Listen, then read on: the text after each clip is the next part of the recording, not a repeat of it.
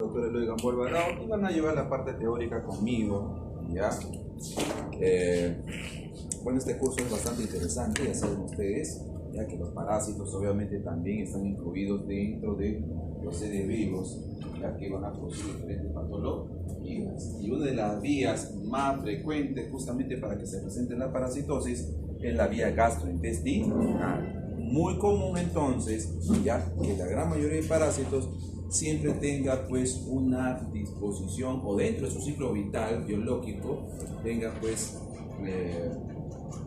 que contaminar, digamos, diversos estadios de estos parásitos tienden a contaminar ¿qué cosa?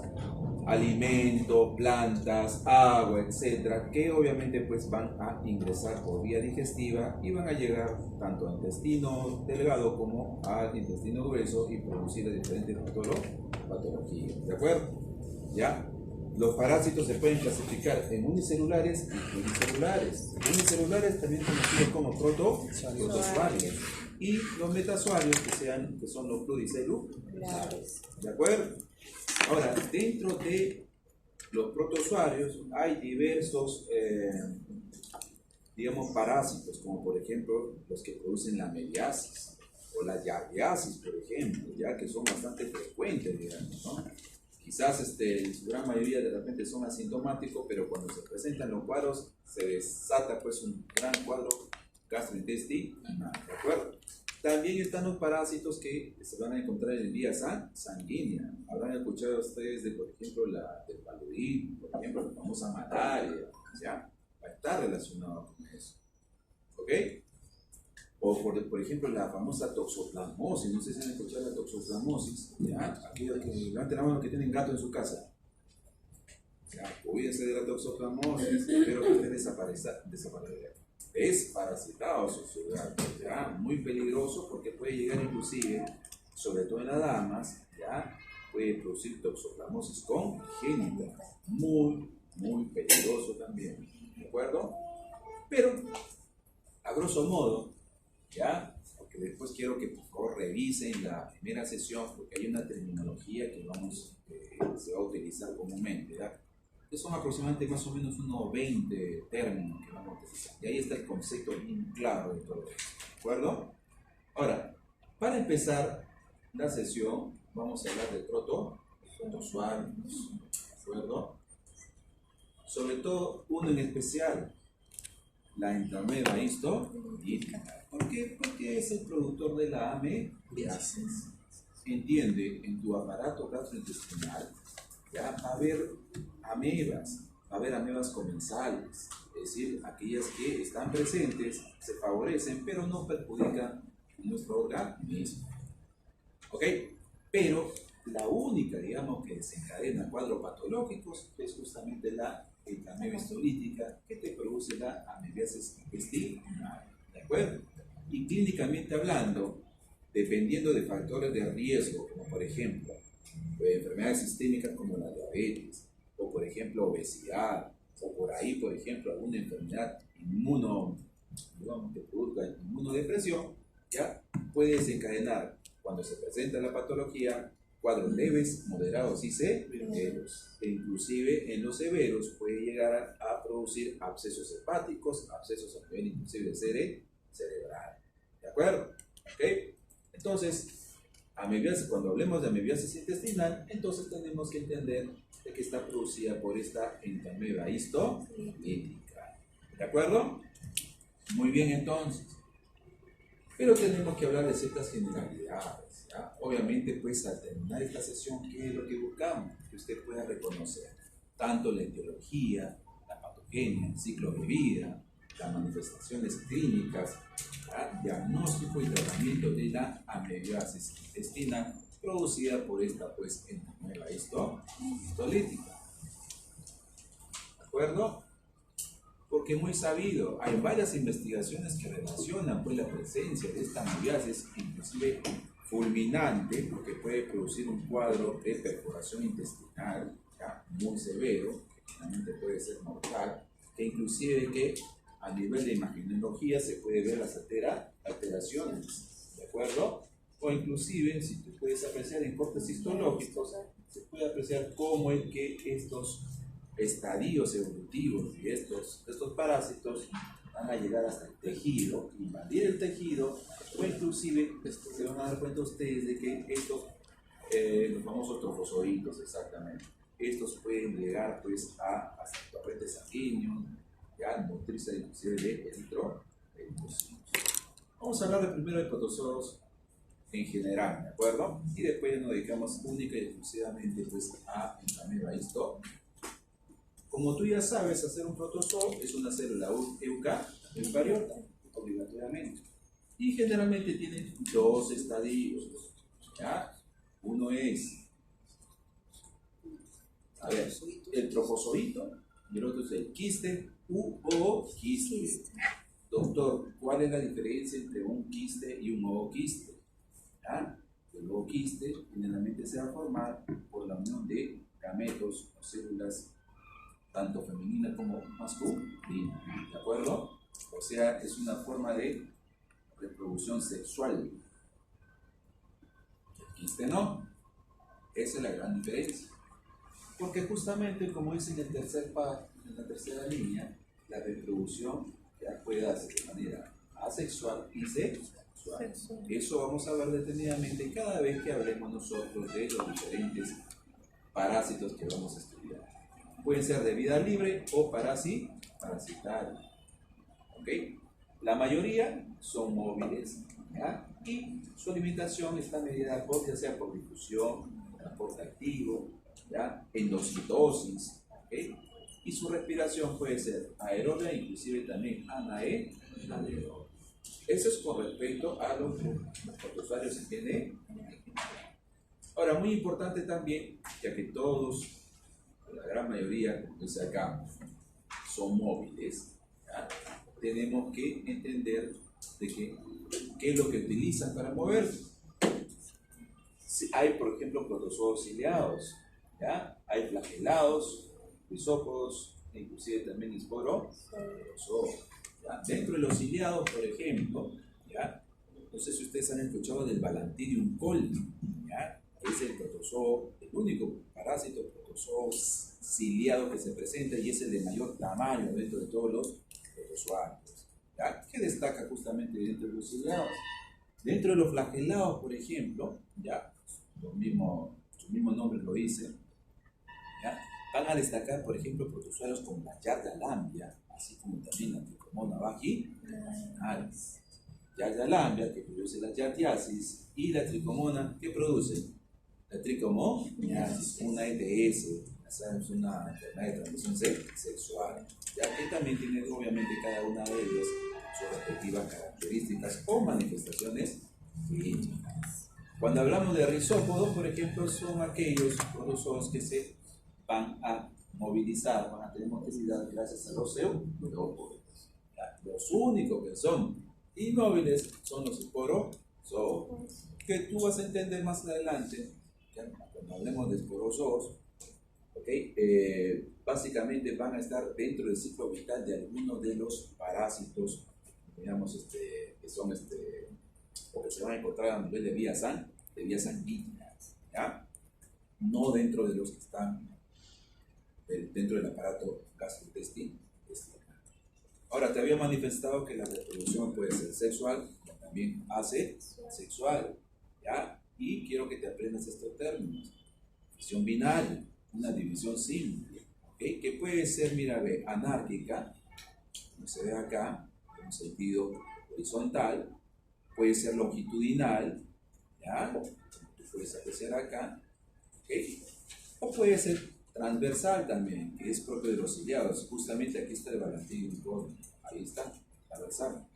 ¿Por qué se caracteriza la fisión binaria? Básicamente porque va a haber una división del núcleo, una replicación del núcleo, una multiplicación de las organelas, ¿ya? Y se va a hacer una división simple nada más. Solamente de que una es, como tú ves, a nivel horizontal o anárquica, ¿ya? Sobre todo en las amebas, ¿ya? Como vas a ver ahora, ¿okay? Longitudinal a lo largo, digamos, de el largo, para que me entiendas, del parásito, o si no, a nivel transversal, como sucede pues al ver del Balantidium coli, ¿okay? Como único protozoo ciliado de interés patológico para nosotros.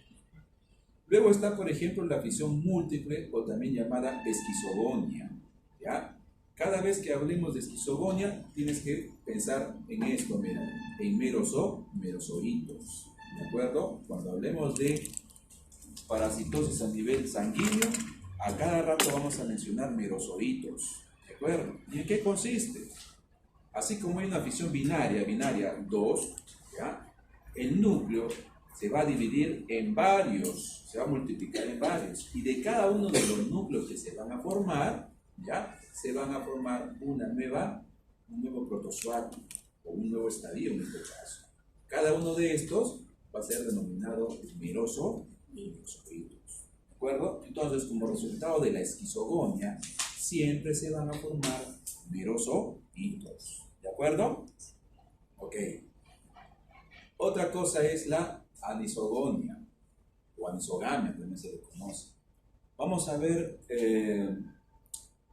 parásitos unicelulares, protozoarios, a nivel sanguíneo sobre todo, donde se van a producir lo que se conoce como macrogametocito y microgametocito. Generalmente el macrogametocito siempre va a ser femenino y el microgametocito siempre va a ser masculino, el gameto masculino y femenino respectivamente, y del cual de su función, ¿ya? Se van a formar generalmente los ooquistes, apunta eso, ¿ya?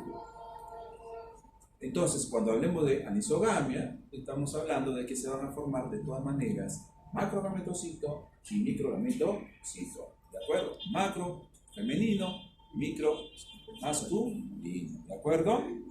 ¿Ok? Te explico porque durante todo lo que hablemos durante la primera parte de la asignatura, vamos a hablar a cada rato de merozoitos, vamos a hablar de macro y microgametocitos, etc. ¿Listo? También está, mira, ve, la esporogonia, ¿ya? El resultado de la esporogonia son los esporozoitos, ¿de acuerdo? Este es el resultado. ¿En qué consiste? Va a haber un gameto masculino, un gameto femenino que van a formar un cigoto, ¿de acuerdo? Este cigoto va a dar o va a formar lo que se conoce como un esporonte, ¿ok? A partir de ese esporonte, ya como tú ves acá, esta es una célula diploica, ¿ok? Entonces, ¿qué va a suceder? A partir de esta célula diploica, ya, claro, un tipo especial, digamos, entre comillas, de meiosis, pero no tienen ese proceso, ¿recuerdan? ¿Ya? Va a haber una división, se van a formar dos células haploides, ¿ya? Una meiosis simple, básica, digamos, ¿ya? Se forman células haploides, y a partir de esas células haploides se van a formar ooquistes, ¿de acuerdo? Ooquistes, en cuyo interior se van a formar los esporozoitos, ¿de acuerdo? Así que cuando nosotros hablemos de esporogonia, al final tenemos que pensar de que van a formarse esporozoitos. Así como nosotros hablamos de que acá, cuando hablamos de esquizogonia, se van a formar merozoitos, cuando hablemos de esporogonia, se van a formar esporozoitos. ¿Ya? Yo sé que parece un poquito complicado, pero te estoy dando las pautas de todos los estadios, ¿ya? Que se van a poder apreciar en los diferentes ciclos biológicos de los parásitos, en este caso unicelulares o también llamados protozoarios. Y una característica que tú ves acá también es de que, mira, a ver, ¿ya? Todo el proceso, digamos, de división, esa meiosis básica que se da, ¿ya? Así como la formación de los esporozoitos, se van a dar dentro de la membrana citoplasmática del protozoario madre, digamos, de la célula original. ¿Listo? En cambio, en la endobiogenia y la endopoligenia, ¿ya? La única diferencia es endopoligenia varios, ¿ya? Es que las células que se van a formar, los parásitos, en este caso las células hijas que se van a formar, ¿ya? Van a tener su propia membrana citoplasmática, ¿de acuerdo? Y un cúmulo de los mismos van a formar generalmente, pues, lo que se conoce como células nodriza, quistes, ¿ya? Que más adelante obviamente te voy a explicar. Generalmente, ¿cuál es el resultado generalmente de la endobiogenia y la endopoligenia? van a ser los bradizovitos. ¿Ya? Los bradizovitos, ¿ya? Con respecto a la endogenia y con respecto a la endopoligenia se van a formar los taquizovitos. Aprendan esos términos. Bradizovito, taquizovito. ¿Cuál es la diferencia entre endogenia y endopoligenia? El número. En la endogenia se van a formar dos células o dos parásitos, mientras que en la endopoligenia se van a formar varios. ¿De acuerdo? ¿Ok? Resultados entonces, en la endogenia se van a formar bradizovitos y en la endopoligenia se van a formar taquizovitos. ¿De acuerdo? Mira que estamos hablando he mencionado, mira, ve, varios términos acá, ¿ya? Muy importantes. Mira, ve, merozoitos, ¿ya? Como resultado de la esquizogonia. Macrogametocito, microgametocito, como resultado de la sinogonia. Acá, esporozoitos, como resultado de la esporogonia. Ok. Y con respecto a la endogenia y a la endopoligenia, se van a formar bradizovitos y taquizovitos. ¿De acuerdo? ¿Ok?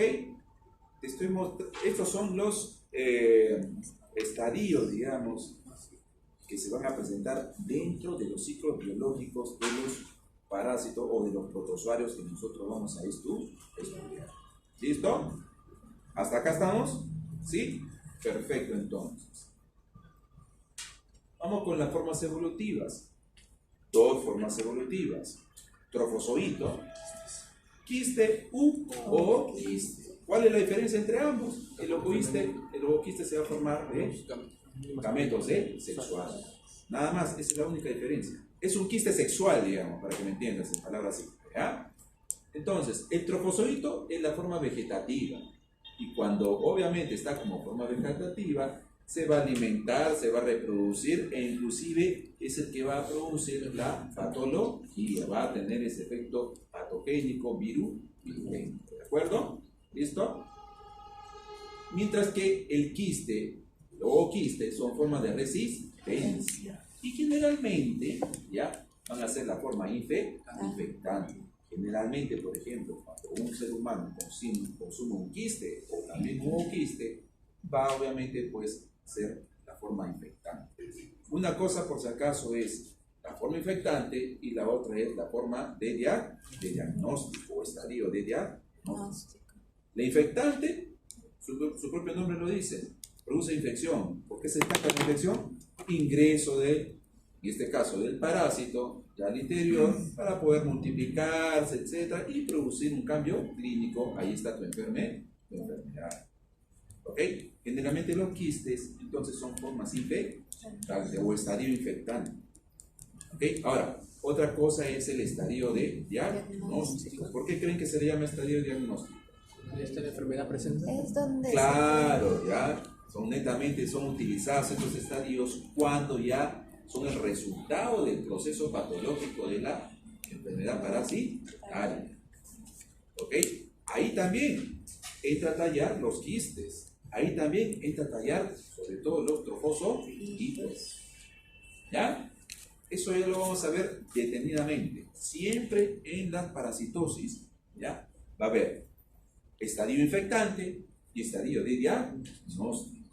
¿Listo? Estadio infectante, ¿cómo ingresa el estadio por el cual ingresa a tu cuerpo y va a producir el proceso infeccioso? Y el de diagnóstico, estadios de manifestación propia de la enfermedad y que nos va a servir a nosotros para poder, ¿qué cosa? Estudiar pruebas de laboratorio y obviamente poder identificar al parásito.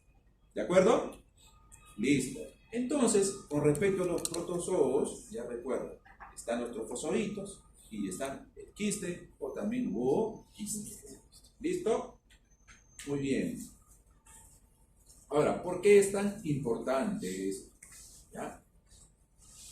Porque lo que más rápidamente van a presentar, ¿ya? O clínicamente, ¿qué es cómo se van a manifestar clínicamente estas parasitosis producidas por los protozoarios? Va a ser la clásica diarrea. ¿De acuerdo? y alteraciones en la absorción también. O inclusive también van a presentar un síndrome disentérico, que ahorita te vamos a explicar.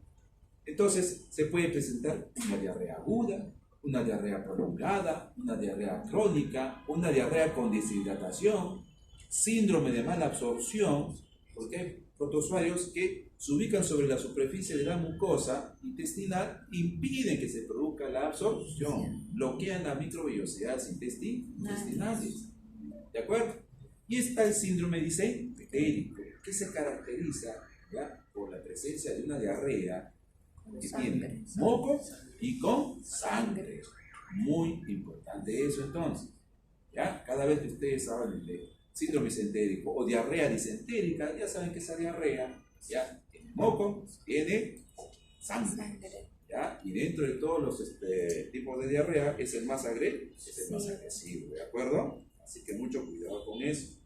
Y algo que caracteriza también, ¿ya?, es que tanto el trofozoito, así como también el quiste, siempre van a tener la presencia del núcleo. ¿Ya? Mira, ven, acá está el núcleo. En el trofozoito, aquí están los núcleos en los quistes.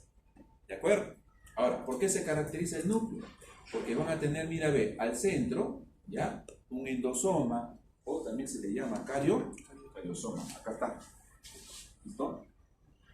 El núcleo siempre se va a caracterizar por la presencia de un cariosoma central, ¿ya? O si no, también, como pueden apreciar acá, alrededor del núcleo, ¿ya?, esa es la cromatina periférica. ¿Ok?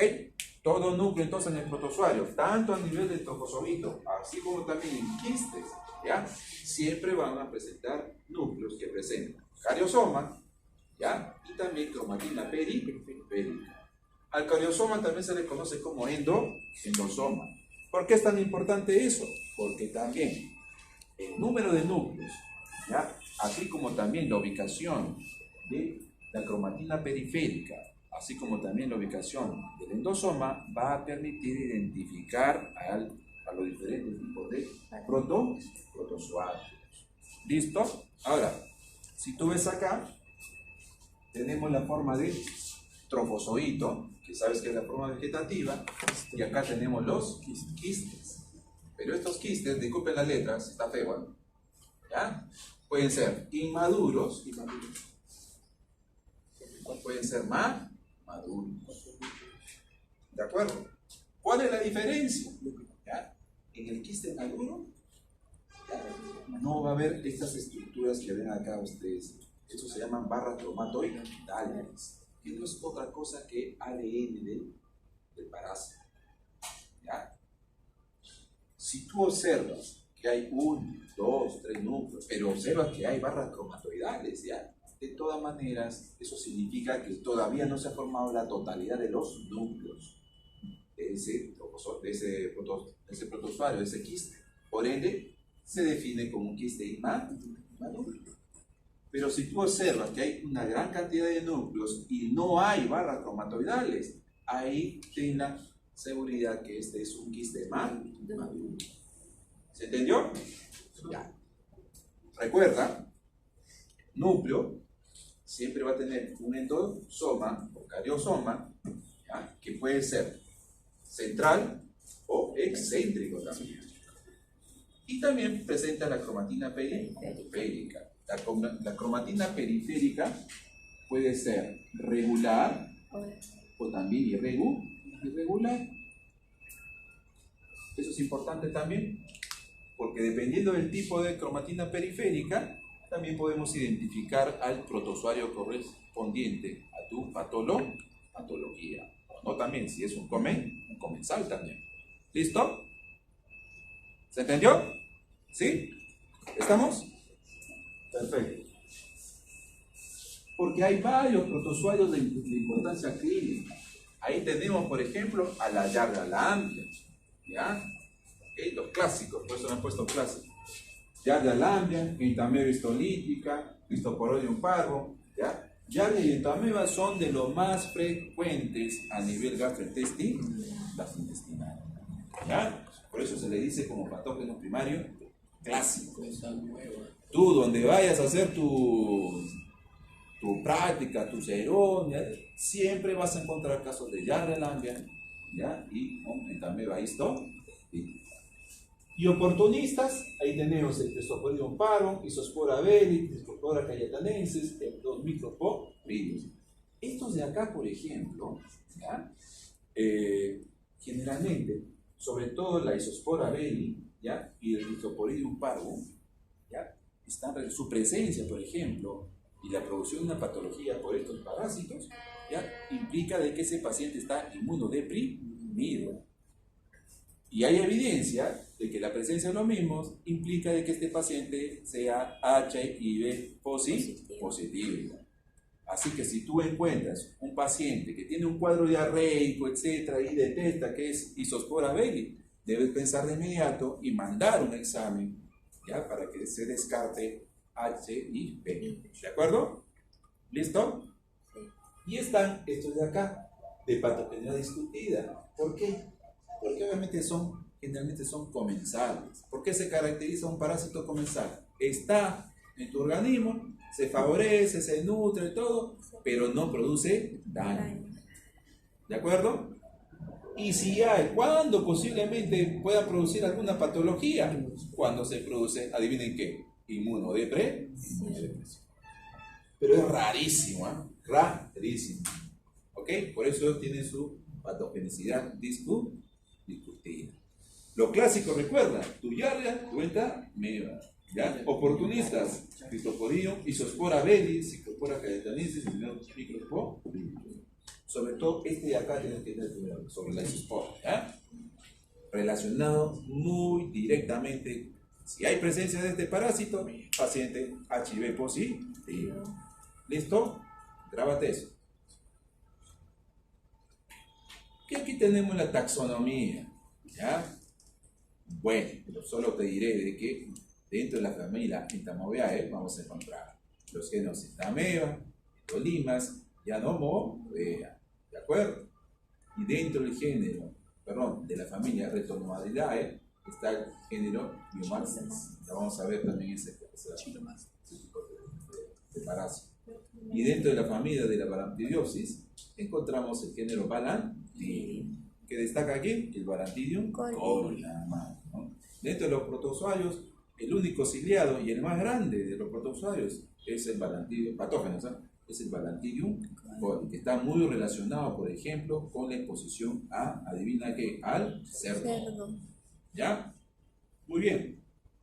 Hemos hablado de generalidades, creo que se ha entendido, ¿no? ¿Sí? ¿O hay alguna pregunta de repente? ¿Alguna duda? ¿Nada? Perfecto. Muy bien, ahora sí vamos a hablar solamente de Entamoeba histolítica. ¿Qué te va a causar? La amebiasis. Amebiasis intestinal. Pero hay que entender algo. Generalmente es asintomática. ¿Ya? Es asintomática. Tiene que presentar ciertos factores de riesgo que te he manifestado o inmunodepresión para que recién se pueda producir un cuadro patológico producido por este parásito, para que se produzca esta amebiasis.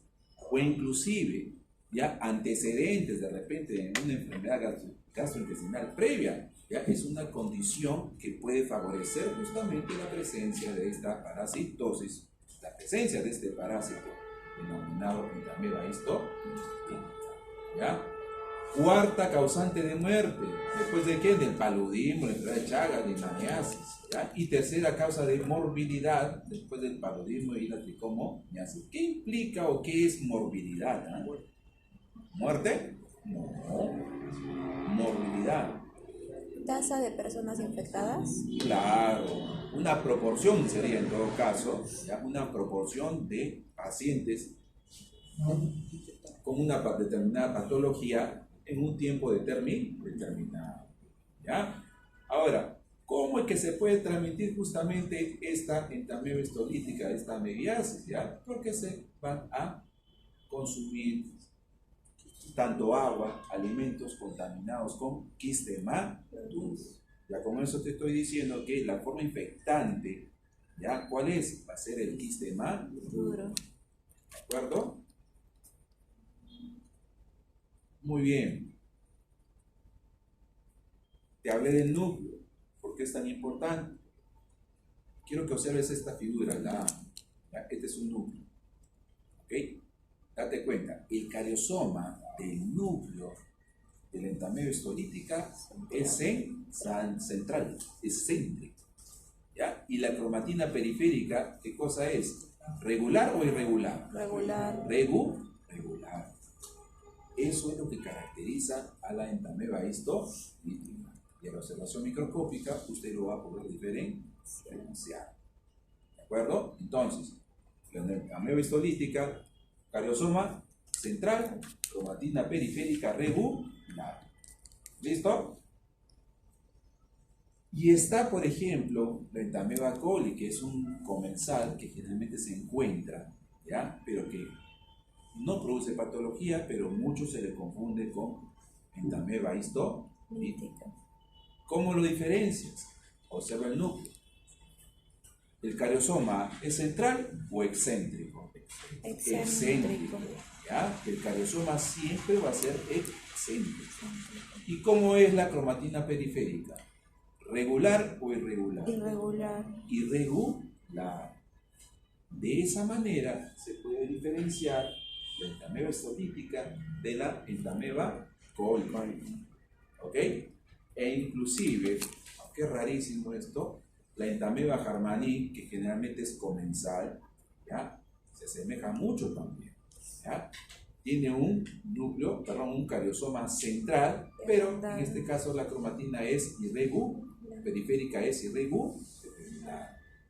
Eso también diferencia. Pero si hablamos de frecuencia de la presencia, digamos, o proporciones, el que se encuentra en gran cantidad es el entameba coli, ¿ya? Y para poder diferenciarlo de la patológica, que es la entameba histolítica, hacemos referencia al núcleo, ¿de acuerdo?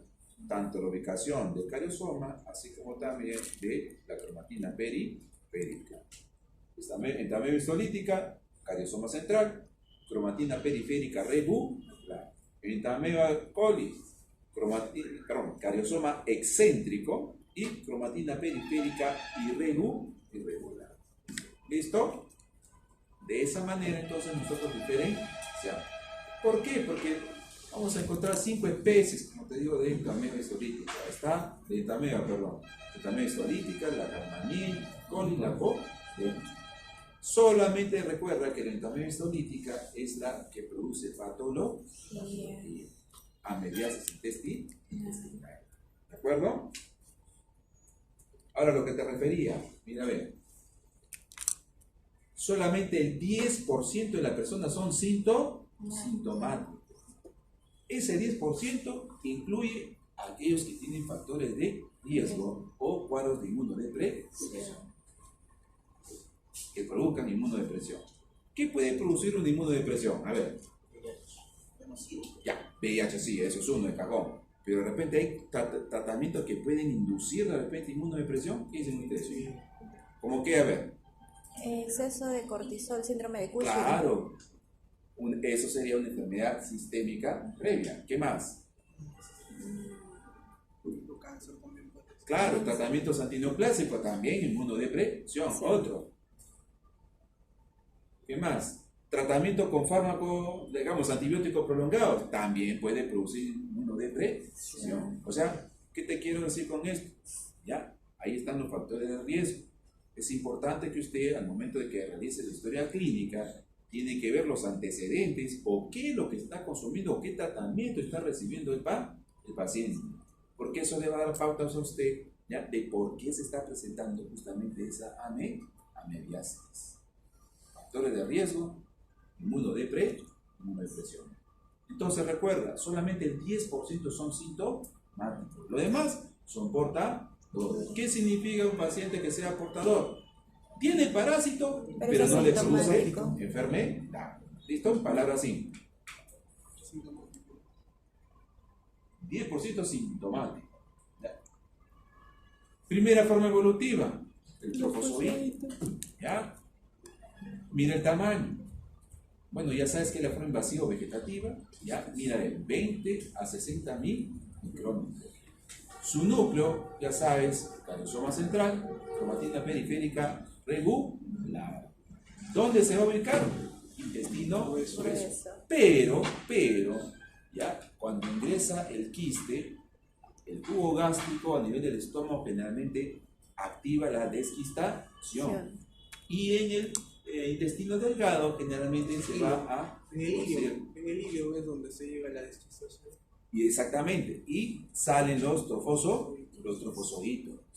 ¿Ya? A partir de cada quiste maduro, que tiene 4 núcleos, estos se van a multiplicar y van a formar 8 núcleos. ¿Y adivina qué? De cada uno de esos núcleos se va a formar ¿qué cosa? Un trofozoito. También quistes para Piensa, quiste maduro, 4 núcleos, multiplica, se duplican los núcleos, se van a formar 8 trofozoitos. Y el trofozoito va a migrar, ¿ya? Va a migrar del intestino delgado del niño, va a migrar hacia el intestino grueso, en este caso, a nivel del colon. Y es ahí donde va a producir las alteraciones patológicas. Puede invadir y atravesar la mucosa intestinal y llegar inclusive a diferentes órganos, ¿sí? Aerobio facultativo, reproducción asexual, motilidad por pseudopodos, ¿ya? Solamente que hay una diferencia con respecto al Entamoeba coli, ¿ya? La Entamoeba histolítica, ¿ya?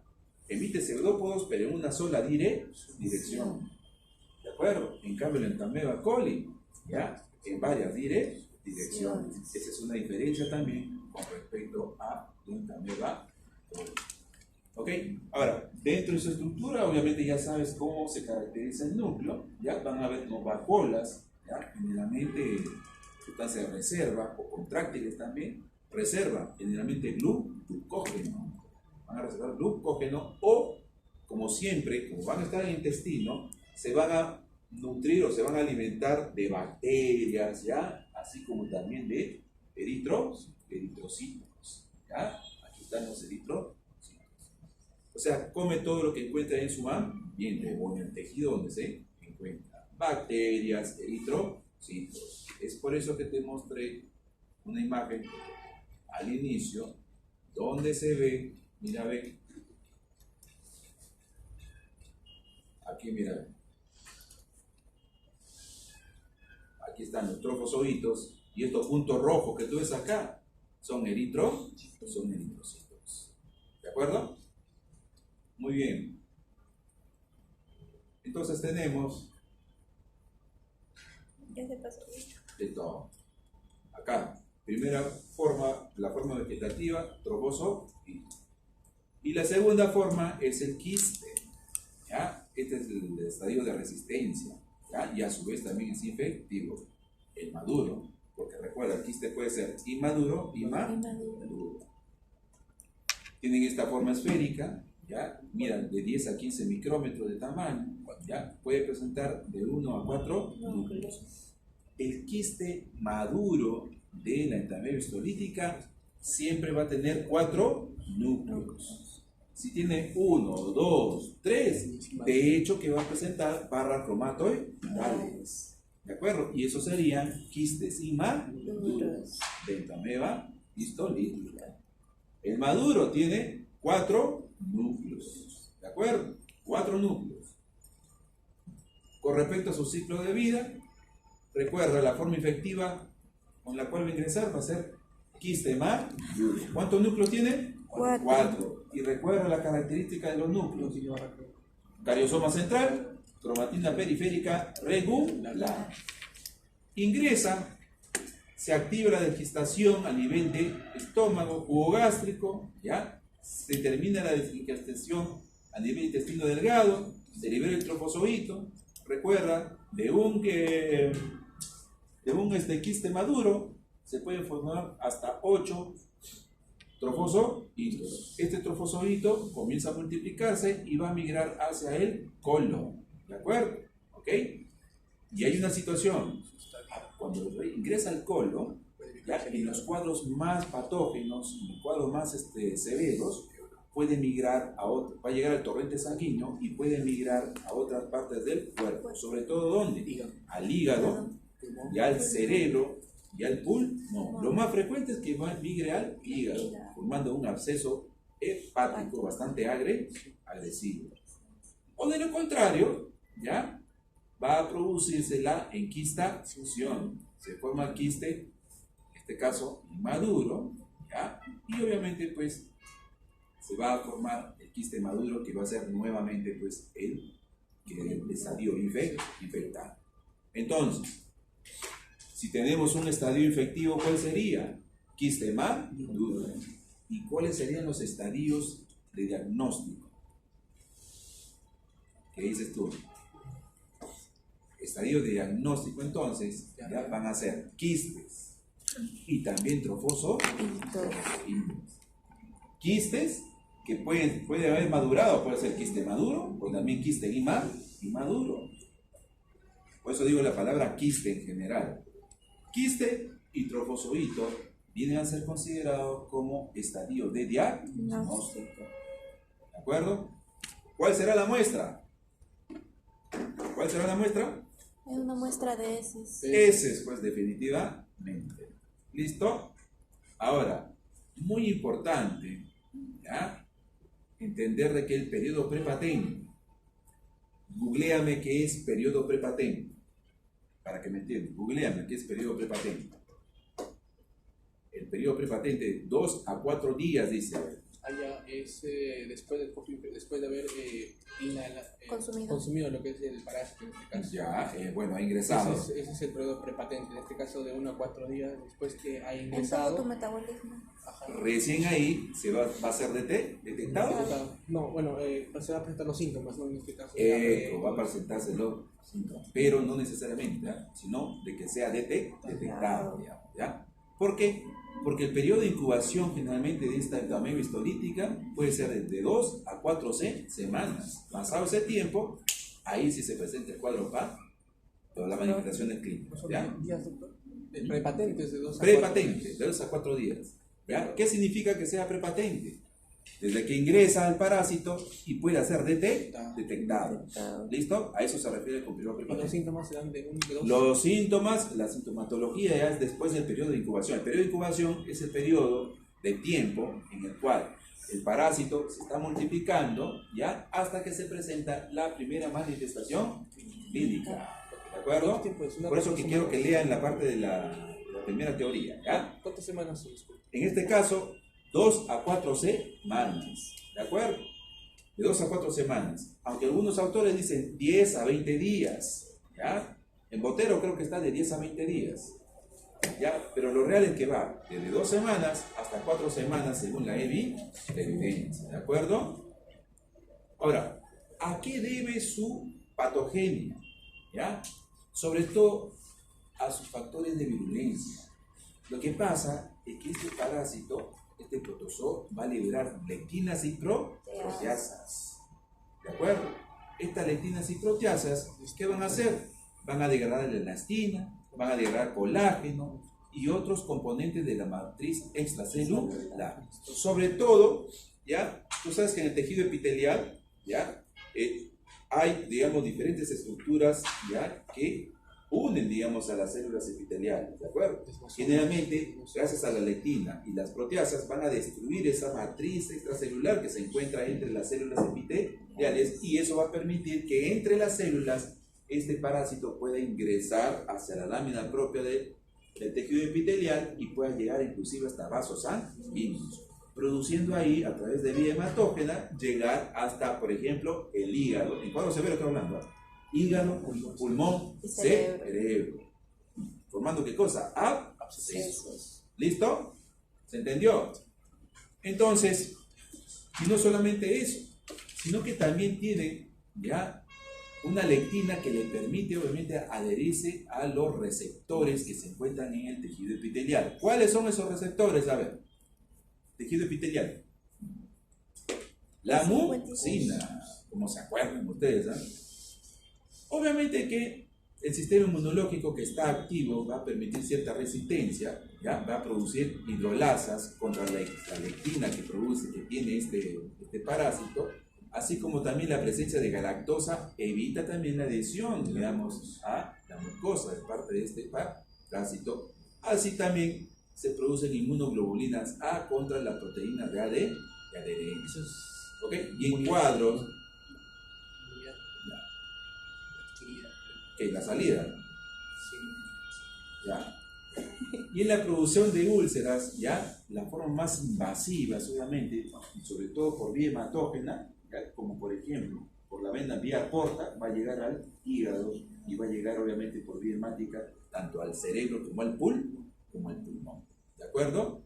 Ahora, te dije que acá produce una lectina especial que justamente se une a la mucina de la célula epitelial, ¿ya?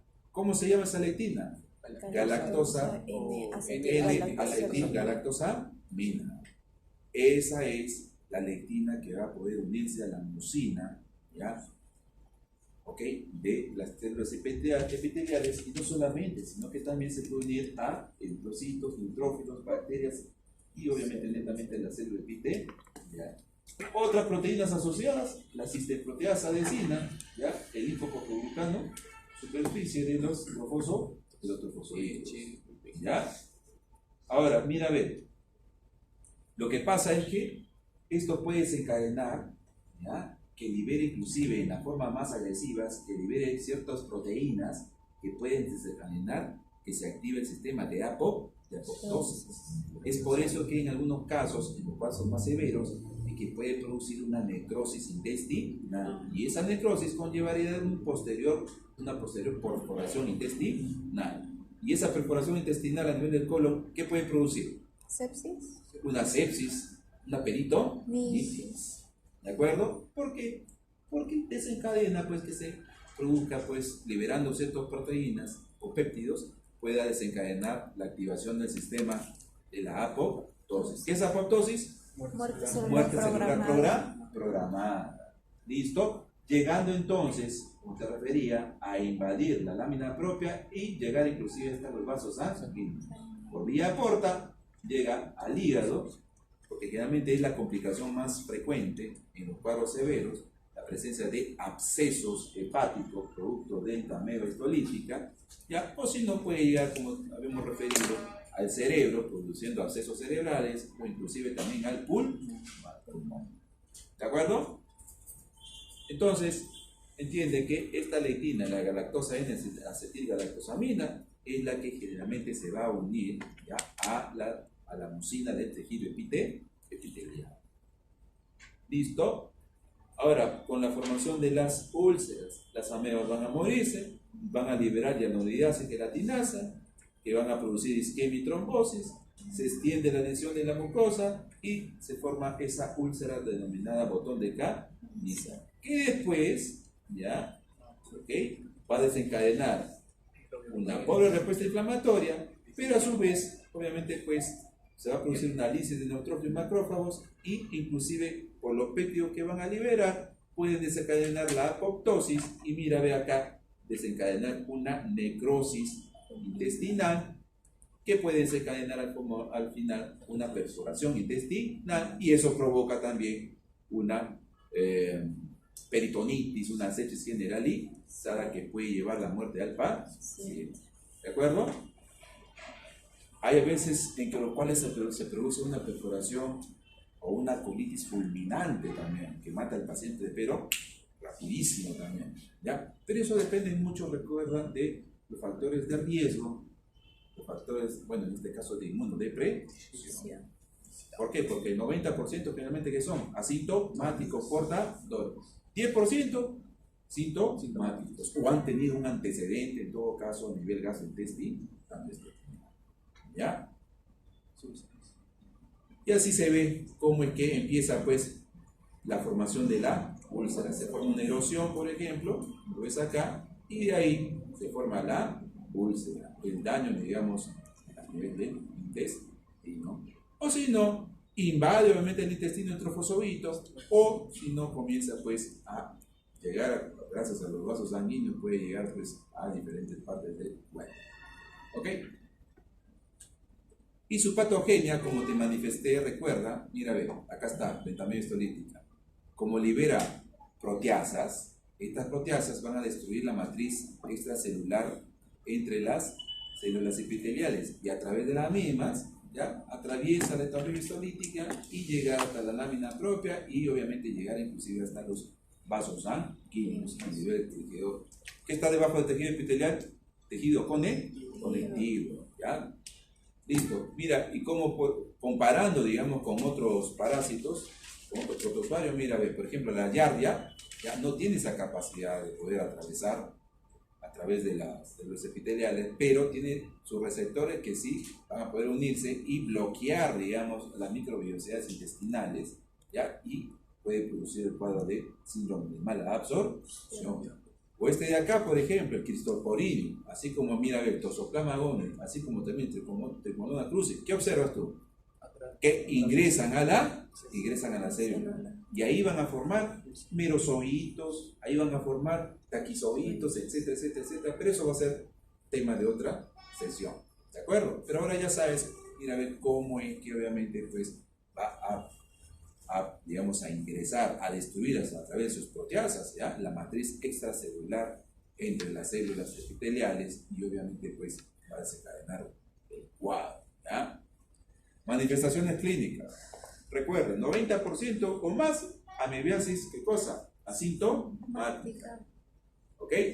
¿Cómo se detecta que tienes amebiasis asintomática? Fácil. En las heces vas a encontrar ¿qué cosa? Quistes. Tanto maduros como inmaduros. ¿De acuerdo? ¿Ok? No es invasiva. Paciente portador no sufre la patología. ¿Ya? En cambio, cuando ya se produce la amebiasis intestinal invasiva aguda, ahí sí ya estamos hablando nosotros, pues, de que factores de riesgo, así como también inmunodepresión, van a desencadenar cuadros leves, moderados o severos. ¿Por qué se caracteriza el severo? Recuerda, siempre porque va a producir complicaciones como abscesos hepáticos, abscesos cerebrales, ya a nivel pulmonar. ¿Ya? En este caso, por ejemplo, la aguda. Esta persona va a tener un dolor, produce una colitis abdominal bastante fuerte, dependiendo también si es leve, moderada o severa. A medida que va aumentando la intensidad, más fuerte también es el dolor, la colitis abdominal. ¿De acuerdo? Así es. Se puede presentar también un megacolon tóxico. ¿Ok? Ahora, se puede presentar, obviamente, como cuadro diarreico, un gran número de evacuaciones acompañada de pujos. ¿Qué significa pujos? La fuerza que ejerces para... Claro, es como tener las ganas, pero no puedes. ¿De acuerdo? Esos son pujos. Sin fiebre, se pueden formar abemomas, ¿ya? Y puede tornarse crónico o también curas. ¿De acuerdo? Pero ya sabes tú que siempre en los cuadros agudos las manifestaciones son más intensas, ¿de acuerdo? Es por eso de que se presentan alcohólicos abdominales, diarrea, tenesmo y flatulencia. ¿Qué es el tenesmo? Es la misma sensación de querer ir al baño, pero no puedes hacer las necesidades. Excelente. Fatiga, pérdida de peso. ¿Habrá una alteración en la absorción? Sí. ¿Qué dices? Claro que sí. En la amebiasis intestinal invasiva crónica, ¿ya? Estamos hablando de que se presenta una colitis, pero sin disentería, dolor abdominal, diarrea, generalmente una diarrea mucosa. Complicaciones, aquí viene lo bravo, ¿ya? La colitis fulminante con perforación, cuadros severos, ya que estaba hablando de que puede producir necrosis y esto puede producir perforación, de eso estamos hablando acá, ¿de acuerdo? Es raro, sí, pero se puede dar en los cuadros severos, ¿de acuerdo? Obviamente la mortalidad va a ser elevada. Mira, ve, desnutridos y embarazadas se les presenta más frecuentemente, presencia de fiebres, diarrea mucosanguinolenta profusa, dolor abdominal generalizado, signos de irritación peritoneal, ¿ya? Asociado con absceso hepático, compromiso necrótico cementario o total del colon. Ya te imaginas entonces, este es un cuadro, por eso es fulminante, bastante severo, muchas complicaciones. ya se van a dar, digamos, en el paciente e inclusive puede desencadenar una falla multiorgánica. ¿De acuerdo? También se puede presentar, mira, ven, ¿ya? ¿Dónde se presenta la perforación? Conotransversos, sigmoides, ciego. ¿Ya? Recuerda, conotransversos, sigmoides y ciego. ¿Qué va a originar la perforación? Obviamente, pues, una peritonitis séptica y química, lesiones microscópicas, etcétera, etcétera, etcétera, pero puede desencadenar esto, la muerte. Ahora, con respecto a la amebiasis extraintestinal, ya estamos hablando nosotros de que ya sea por vía hematógena puede llegar a otros órganos. El más frecuente, hígado. Se puede presentar un acceso hepático, ¿ya? Obviamente más en adultos que en niños, ¿ya? Pero mira, 50% de los casos tienen una enfermedad previa intestinal. Por eso te refería de que generalmente también puede existir un antecedente de enfermedad previa del caso intestinal, y eso sería un factor de riesgo, digamos, para la presencia de este cuadro, ¿de acuerdo? ¿Por qué se destaca el absceso? ¿Ya? Esa pus va a tener un color marrón achocolatado, y si has olido a carne fresca, ese olorcito de la carne fresca, así huele esa pus, esa secreción purulenta marrón achocolatada que se encuentra a nivel de los abscesos, ¿ya? Dolor frecuente, bueno, obviamente cuando se encuentra en el hígado, fiebre, malestar general, pérdida de peso y obvio que va a haber una hepatomegalia. ¿Por qué hepatomegalia? Por el agrandamiento del hígado del Claro, hay un absceso. agrandamiento porque hay una respuesta también inclusive inflamatoria en el hígado, ¿de acuerdo? Recuerda que también puede llegar al cerebro, ¿y a dónde más? Al pulmón. ¿Ya? Más frecuente, hígado, ¿ya? Hígado. Amebiasis genitourinaria, amebiasis perianal, se puede presentar, ¿ya? La verdad que es raro, raro, ¿no? Puede ser que se disemine, por ejemplo, a través de fístulas rectovaginales, úlceras dolorosas, ¿ya? Amebiasis peniana se puede adquirir por coito vaginal o vaginal, rarísimo amebiasis peniana, pero podría ser básicamente pues una contaminación, digamos, ¿no? Por el coito, ya sea vaginal o anal. Y la amebiasis perianal, ¿ya? Que sería básicamente pues una extensión, una complicación, digamos, de la enfermedad intestinal, ¿ya? O puede deberse pues a un traumatismo previo, ¿ya? Presencia de úlceras condilomatosas, ¿ya? Curso lento, dolor, hemorragia. Acá vas a encontrar inclusive trofosolitos. Vamos con el diagnóstico. Si tú tomas tu muestra de heces, ¿ya? ¿Eso será un examen directo o no? Sí. ¿Es un examen corpoparasitológico? ¿Ya? Se puede hacer raspado de úlceras, se puede hacer biopsias de úlceras también, se puede hacer pruebas serológicas, ELISA, ¿ya? Función hepática, ¿ya? PCR puedes hacer técnicas de usar imagenología también, ¿ya? Antígenos de diversas muestras, etc. Pero esto es lo que comúnmente se hace de manera más frecuente, examen coproparasitológico. Y obviamente a nivel de microscopio, ¿qué vas a encontrar? Quistes, trofosolitos. Quistes, por ejemplo, tanto maduros como inmaduros. ¿Ya? Por su término higiene, es lo más frecuente. ¿Por qué punción hepática? Por el absceso. Sospecha de la presencia de un absceso, ¿no? ¿Ok? Bueno, con PCR pues no hay pierde, pues, ¿no? Ya sería ya... Con PCR pues identificas netamente al parásito. Ahora, te hablé también de que había amebas comensales, ¿ya? Que obviamente no son patógenas, no producen enfermedades. Tendría que haber un cuadro pues de inmunodepresión severa para que pueda producir un cuadro patológico, ¿de acuerdo? Pero las características que tienen similares, digamos, tanto a los trofosolitos como a los quistes de la amebiasis política, hace que sea necesario que se le estudie, sobre todo una en especial, la Entamoeba coli, que la única manera de poder diferenciar con respecto al trofozoito, ya va a ser que el núcleo, en la Entomeba coli, tiene un cariosoma que es excéntrico y la cromatina periférica es irregular. ¿Cómo era en la histolítica? Céntrico, Cariosoma irregular, central y cromatina periférica regular. ¿De acuerdo? Y con respecto, por ejemplo, a los núcleos, ¿ya? Tienes que entender que el quiste maduro de la Entomeba histolítica tiene 4 núcleos. ¿De acuerdo? En cambio, el quiste maduro de Entomeba coli va a tener 8, o inclusive se han encontrado reportes de hasta 16 núcleos. En el gotero lo vas a encontrar como 8 hasta 12, dice, no me equivoco. Ya, pero se han encontrado reportes hasta de 10 y 16 núcleos.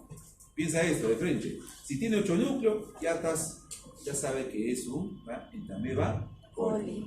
En cambio, el quiste maduro de la Entomeba histolítica, el quiste maduro tiene 4. ¿Listo? El quiste inmaduro, recuerda por qué se caracteriza. Menos de 4 núcleos, presencia de barra cromatolales. ¿Ya? Con respecto al ciclo biológico, ¿ya? Generalmente, pues, estas amebas no patógenas van a llegar, obviamente, por contaminación también de alimentos, agua, ¿ya?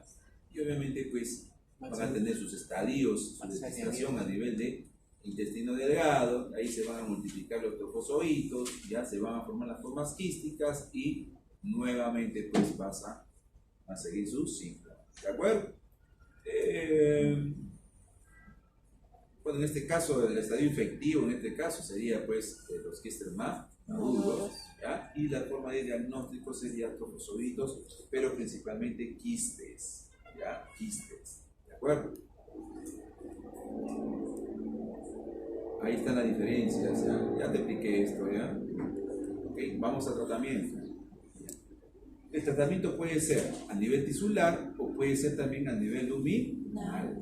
Cuando hablamos de tratamiento tisular, estamos hablando netamente a nivel del tejido, ¿de acuerdo? Y cuando hablamos de luminal, estamos hablando de en esa luz, haz de luz que tiene el intestino y por contacto directo, este agente farmacológico va a tener acceso a los trofozoitos, ¿ya? Y obviamente va a producir pues su mecanismo de acción, pero tiene que ser los dos. Es por eso que, por ejemplo, para el tratamiento tisular se utiliza mucho el metronidazol, ¿de acuerdo? Derivado, digamos, del 5-nitroimidazol. Puede usarse también tinidazol, ornidazol, senidazol, nitroxazolina, ¿ya? Pero el más frecuente utilizado es el metronidazol. Yodoquinol también. Yodoquinol también. Yodoquinol, sí, también se puede utilizar. Y para el tratamiento, digamos, a nivel luminal, en el lumen, ¿ya? ¿Qué se utiliza? Paramomicina. ¿De acuerdo? Paramomicina. ¿Listo? Ahora, dependiendo de el tipo de lesión, ¿ya? A veces se puede utilizar, o si es leve o moderado o severo. Si es leve, por ejemplo, se puede utilizar solamente vía oral, digamos, en el tratamiento, ¿ya? ¿Ok? Cuando ya es severo, obviamente tiene que utilizarse la vía intravenosa. Inclusive la OMS y la Organización Panamericana de Salud, mira, tienen un protocolo justamente para el tratamiento de esta parasitosis. Para el portador asintomático, ¿qué recomienda? La presencia o el consumo de paramomicina en estas dosis en adulto y estas dosis en el paciente pediátrico. ¿De acuerdo? Cuando la enfermedad intestinal es leve o moderada, mira, en este caso, metronidazol o tinidazol, ¿ya? Y seguido de paromicina en estas dosis. Y cuando es enfermedad grave, ¿ya? Intestinal, también atacan, ¿ya? Con metronidazol o tinidazol, también con paramomicina, ¿ya? Y le van a agregar la nitrometina en estas dosis. Ahora, mira, es por eso de que hay un tratamiento para la parasitosis asintomática y un tratamiento, recuerda, para la parasitosis sintomática, e inclusive también cuando se presentan los procesos extraintestinales, como el proceso hepático principalmente, donde se utiliza metronidazol seguido de parabomicina. ¿Listo? Tú eres el médico, estás tratando a tu paciente, ¿qué le vas a decir de manera preventiva? Lave bien sus alimentos. ¿Qué le dirías? Lave bien sus alimentos. Te doy, te salvaste y sigue tu vida. Va a regresar nuevamente, se va a contaminar, va a tener acceso a alimentos, agua contaminada y se puede producir una reinfección. Que obviamente de repente una reinfección, ya no creo que sea leve, ¿eh? Básicamente va a ser moderada o de repente severa. Y de repente ya va a venir más complicada. Es por eso que obviamente tú tienes que hacer tu profilaxis. Ya sabes que saneamiento ambiental. ¿De dónde salen los trofozoitos y los quistes? De las heces. Si no hay un buen manejo del agua, por ejemplo, ¿ya? Puede provocarse de que se pueda, pues, las deposiciones puedan contaminar las aguas, puedan contaminar los alimentos. Control de alimentos, control de manipulación, claro que sí. El lavado de los alimentos, por ejemplo, básico, esencial, justamente en este caso. ¿Ya? Se tiene que hacer terapia a los portadores, obvio. No sufrirán la enfermedad, pero sí la pueden transmitir. Educación a grupos de alto riesgo, evitar la transmisión feco-oral. Por eso es tan importante, digamos, el manejo adecuado de las heces, de las deposiciones. No vayan al Quito nada más. En el mismo río, ¿ya? Es una cosa increíble, ¿ya? En el mismo río defecan y del mismo río sacan agua. Increíble, ¿ya? Entonces ya sabes, medidas preventivas. A ver si me has entendido, a ver. Mucho lado. ¿Cuál es el factor de virulencia en la enfermedad histolítica cuya función es la adherencia? ¿Te acuerdas? La ¿Cómo se llamaba esa lectina? La liberación de La proteasas. galactosa. Galactosamina. Esa lectina que va a adherirse a la mucina. Porque recuerda, también produce proteasas, inclusive proteínas que pueden activar la apoptosis. ¿De acuerdo?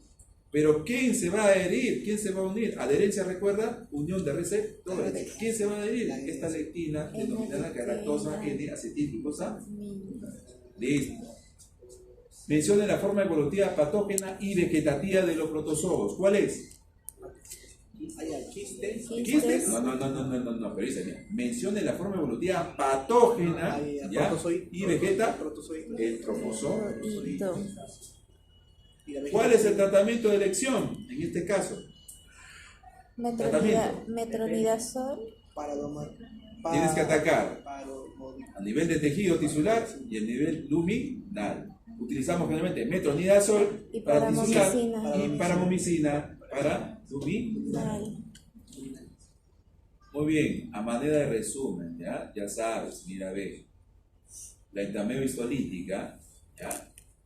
El trofozoito, así como el quiste, tiene un núcleo con cariosoma central, cromatina periférica regular. El quiste maduro tiene ¿cuántos núcleos? 4. ¿De acuerdo? La entameba coli tiene su núcleo con endosoma central o excéntrico. Excéntrico y cromatina periférica irregular. Y en el quiste, ¿cuántos quistes encontramos? ¿Cuántos núcleos encontramos? 8 a 16. 8, ¿ya? Hasta 16, según los reportes. ¿Listo? Muy bien, y ya sabes que me vas a leer, ¿ya? Bibliografía. ¿Listo? Ahora sí, vamos a hacer el sorteo. Y como